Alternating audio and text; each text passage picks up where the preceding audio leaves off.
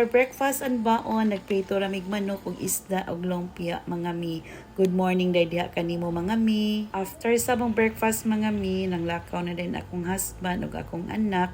Then ako pod nagprepare na pug ko pag going sa office. Nindot kayo ang panahon mga mi, init kaayo, pero pagkahapon muulan po. Dili na gyud nato masabtan ang atong klima mga mi.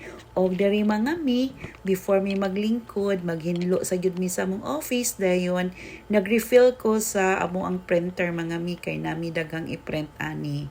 O ganan kay kuan nga klase nga printer kay limpyo kaayo dili magkampat-kampat ang ink. Ay mga mi na day ko i-share nimo diha sa Colossians chapter 3 verse 23.